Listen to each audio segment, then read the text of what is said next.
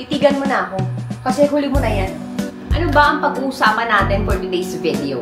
Siguro naman alam mo na kasi yun nga yung title ko eh. Rhinoplasty. Say goodbye to my old face. Huling araw na ng ilong na to.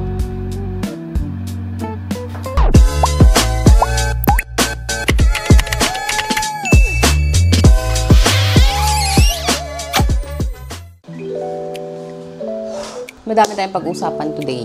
Marami na namang kukontra sa mga desisyon ko, I'm very sure. At syempre may mga nagsasabi dyan na, bakit mo pa gagawin yan? Okay naman yung mukha mo. At syempre, welcome back to my channel. Sa mga nanonood ng vlogs ko, thank you so much. And huwag niyo pong kakalimutang i-follow ako sa aking mga social media accounts.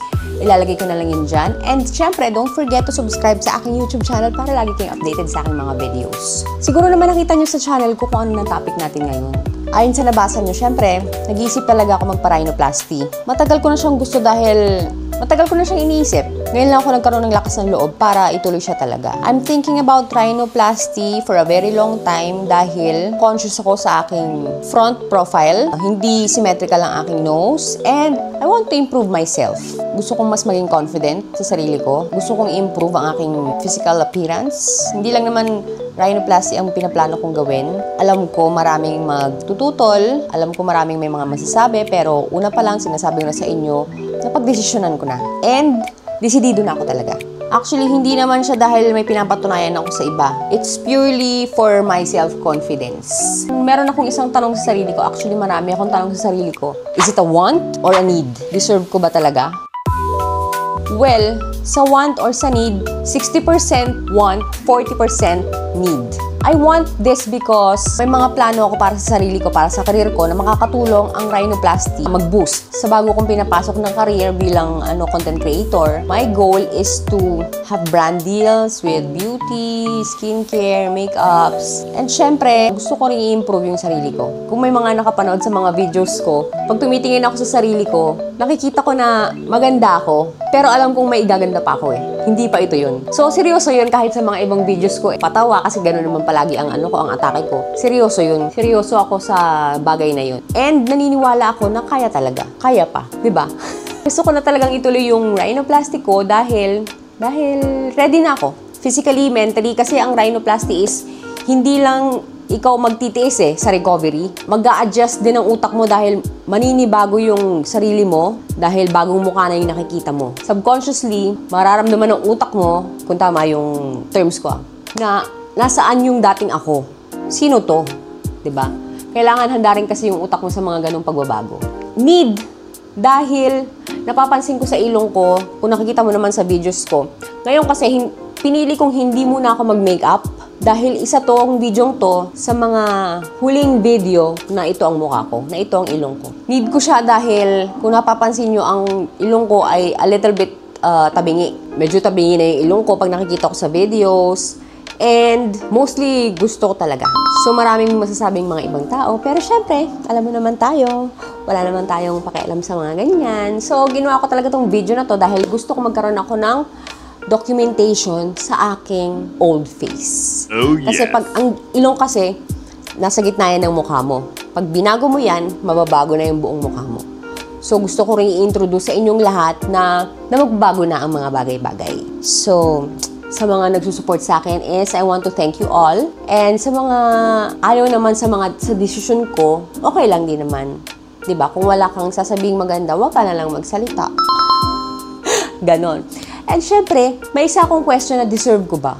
Yes, I think I deserve to be happy and to be contented sa sarili ko. Na okay na, masaya na ako sa mukha ko. Marami naman tayong ibig sabihin ng contentment eh. Gusto kong marating yung contentment na yun sa sarili ko. Yan, titigan nyo na yung mukha ko. Sa magiging rhinoplasty journey ko, gusto kong i-open to sa inyo dahil gusto ko rin ma-inform yung mga taong nagbabalak magpa-rhinoplasty. Ngayon, sa mga viewers ko dyan, kung meron kayong mga questions, kung meron kayong mga gustong malaman about rhinoplasty, don't hesitate to comment down below at sasagutin ko yan lahat ng katanungan nyo. And syempre, the decision and the next steps. Ako ay magkakaroon ng consultations sa iba't ibang doctors, personal and online.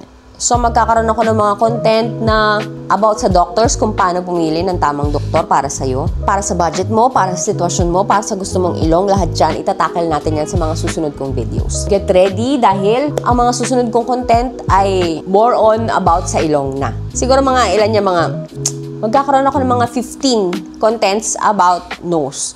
So guys, be ready for the rhinoplasty contents that will come in the future. And the next steps will be surgery day. Isasama ko rin kayo dyan and magkakaroon tayo ng doctor reveal kung sino yung doktor na napili ko. Yung mga bagay na kailangan para sa surgery, after surgery, before surgery, and kung paano mag-recover ng mabilis. Ayan, isi-share ko yan lahat sa inyo. At syempre, nagkaroon din ako ng extensive research about this topic and how I can help you guys sa mga gusto rin magpa-rhinoplasty surgery. Ayun, kung meron kayong mga questions about the price, about the process, about the surgery or anything, huwag niyong kakalimutang mag-comment dito sa aking YouTube channel at sa lahat ng aking mga social media accounts dahil sasagutin ko yan isa-isa.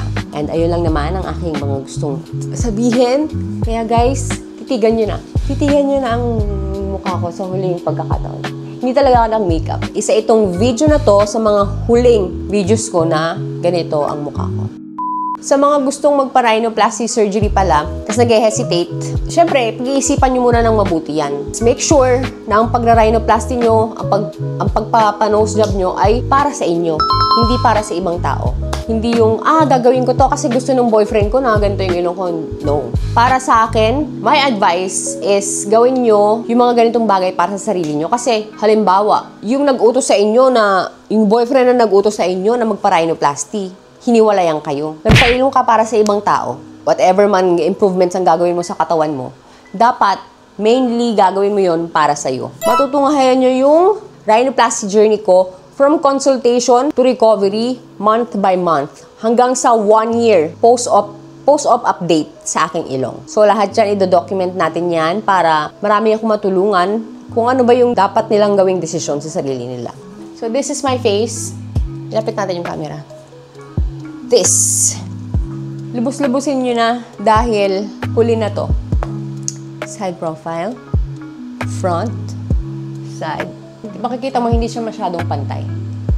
Naku, marami na namang intermitidang bakit mo ginawa yan? Ganun. Nung una talaga si mami ang may ayaw eh. Pero sabi ko, mami, hindi mo na ako mapipigilan. Gagawin ko na talaga to.